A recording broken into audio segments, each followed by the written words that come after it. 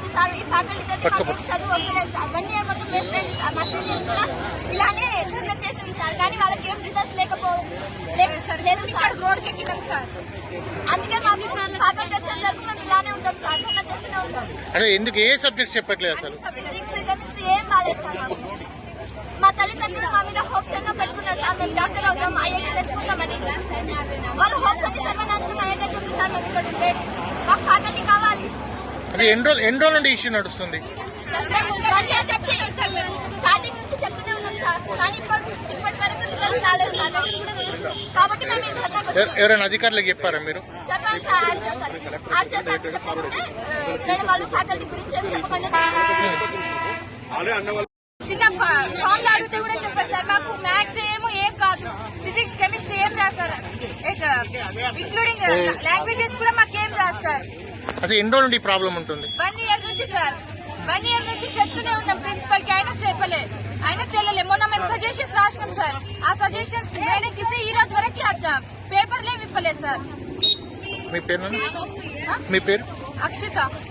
Weekend అనగా ఈ రోజే అన్ని చెప్పేసి మాకు మొత్తం దిశా పీవైకి ఉన్నాయి. ఆ దిశా పీవైకి ఆన్సర్స్ మొత్తం బట్టి పట్టేస్తున్నాం. అందులో రేపు వచ్చే వీకెండ్ లో మొత్తం అవే పెట్టేస్తున్నాం సార్. ఆన్సర్స్ మాకు ఒక్క చేయడం టాలెంటే లేదు సార్. ఒక్క బాండ్ అడిగితే ఒక్కరు కూడా రావు.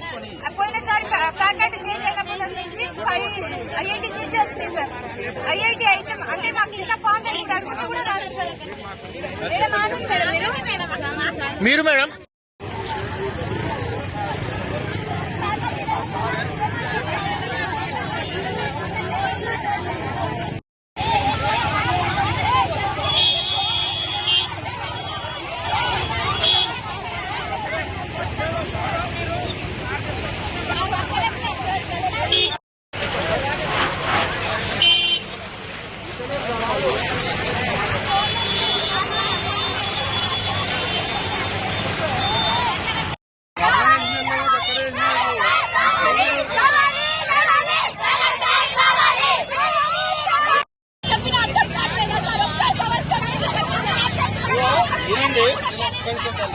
వినండి.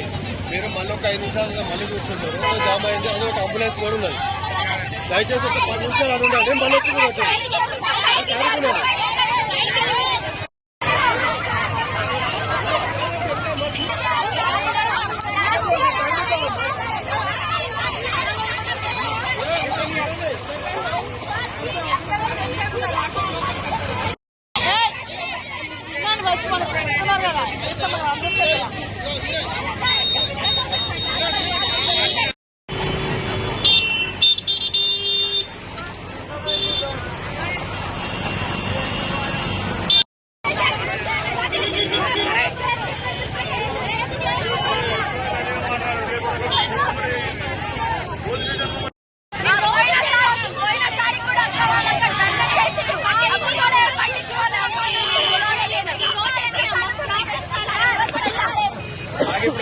మీ సీనియర్స్ ఎందుకు కాలే మరి ఇప్పుడు?